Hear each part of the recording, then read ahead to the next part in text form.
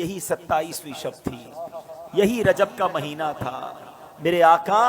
حضرت ام ہانی رضی اللہ تعالیٰ عنہ کے گھر آرام کر رہے ہیں کہ جبریل امین جو فرشتوں کے سردار ہیں نبی پاک کے دربار میں آتے ہیں، آرام سے جگاؤں کیسے؟ رب کا حکم ہے کہ محبوب کو بلایا جائے، مگر محبوب آرام کر رہے ہیں۔ یہ وہی آرام ہے، نہ جگانے پر صدیق اکبر نے نماز قضا کر دی تھی، نہ جگانے پر سیدنا صدیق اکبر نے سانپ کا ڈس جو ہے وہ برداشت کر لیا تھا، جگایا نہیں۔ اور مولا علی نے دیکھا کہ عصر کی نماز جاتی ہے تو چلی جائے، آقا کے آرام میں خلل نہ آئے، اب جبریل امین کو جگانا ہے۔ اللہ اکبر، بلاوا رب کی طرف سے ہے۔ تو اعلیٰ حضرت نے گویا قصیدہ معراج میں کہا کہ فرمایا یہی سما تھا کہ پے کے رحمت، خبر یہ لایا کہ چلیے حضرت، ذرا سمجھیے گا بات کو، کیا خبر لایا کہ چلیے حضرت تمہاری خاطر کشادہ ہیں۔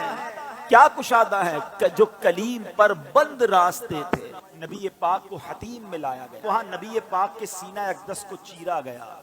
اور اس میں نور کی برسات کی گئی، حکمتیں داخل کی گئی، پھر سینہ اقدس کو بند کر دیا گیا۔ آج لوگ کہتے ہیں سائنس نے بڑی ترقی کر لی ہے، اوپن ہارٹ سرجری ہوتی ہے۔ سنو، 1450 سال پہلے ایک بار نہیں، نبی پاک کی 4 بار اوپن ہارٹ سرجری ہوئی، مگر یہ کیسی سرجری تھی؟ نہ کوئی تکلیف ہے، آقا دیکھ رہے ہیں کہ دل کو باہر نکالا گیا ہے اور نبی پاک کے سامنے نور ڈالا جا رہا ہے۔ اللہ اکبر، یہ بھی نبی پاک کا معجزہ ہے۔ اور پھر وہ سفر شروع ہوتا ہے۔ اب نبی پاک مکہ پاک سے بیت المقدس جاتے ہیں۔ سبحان اللہ، بیت المقدس کا سفر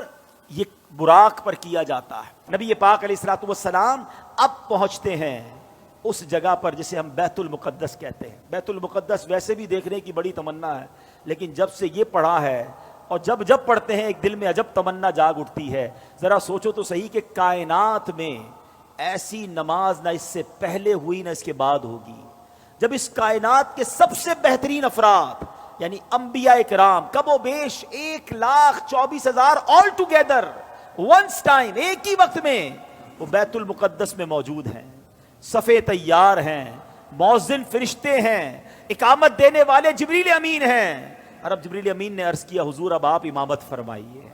امام الانبیاء میرے آقا امامت فرما رہے ہیں۔ سبحان اللہ، سیدی اعلیٰ حضرت امام اہل سنت بڑی پیاری بات لکھتے ہیں، فرماتے کہ وجہ کیا تھی؟ معراج کی رات کی جماعت کیوں جو ہے وہ سجائی گئی، یہ بلایا کیوں گیا سب کو؟ سبحان اللہ، رہتی دنیا کو یہ بتانا تھا۔ اعلیٰ حضرت کہتے ہیں نماز اقصا میں تھا یہی سر، سر کہتے راز کو، عیاں کہتے ظاہر ہونا۔ فرماتے نماز اقصا میں تھا یہی سر، یہی راز تھا کہ عیاں ہو مانائے اول آخر، پتہ چل جائے دنیا کو کون اول ہے کون آخر ہے دست بستہ پیچھے حاضر، سارے ہاتھ باندھے کھڑے ہیں، کون؟ جو سلطنت آگے کر گئے تھے۔ اقصا میں سواری جب پہنچی، اقصا میں سواری جب پہنچی، جبریل نے بڑھ کے کہی تکبیر۔ اقصا میں سواری جب پہنچی، جبریل نے بڑھ کے پڑھی تکبیر۔ نبیوں کی امامت اب بڑھ کر سلطان جہاں فرماتے ہیں، اللہ اللہ کہو، اللہ اللہ اللہ اللہ اللہ اللہ کہو، اللہ اللہ۔ اب نماز سے میرے آقا فارغ ہوئے، اب آسمان کے سفر کی تیاری ہے۔ اب سفر آسمان میں وہی براق ہے، وہی بارات ہے، وہی دولہا ہے، وہی باراتی ہیں۔ آن کی آن میں پہلا آسمان آ گیا، اور اللہ کے حبیب کا یہ سفر کتنا فاسٹ ہوا، نبی پاک آگے بڑھتے گئے، اب سدرۃ المنتہا آ گیا۔ اب یہاں جو ساتھی ہے جو ام ہانی کے گھر سے لے کر ساتھ جا رہے جبریل امین، وہ عرض کرتے ہیں کہ حضور بس اب یہاں سے آگے میں نہیں جا سکوں گا، یہ میری لمٹ ہے، اس سے آگے گیا تو میرے پر جل جائیں گے۔ اللہ اکبر، اب اس کے آگے فقط رب کے حبیب جا رہے ہیں۔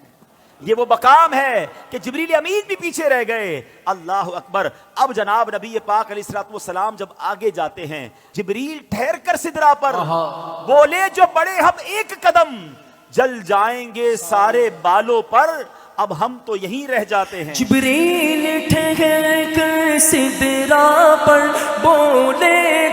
بڑھے ہم ایک قدم چل جائیں گے سارے بالوں پر اب ہم تو یہی رہ جاتے ہیں اللہ اللہ کہو اللہ اللہ اللہ اللہ اللہ اللہ کہو اللہ اللہ نبی پاک کا جو اگلا سفر ہے نا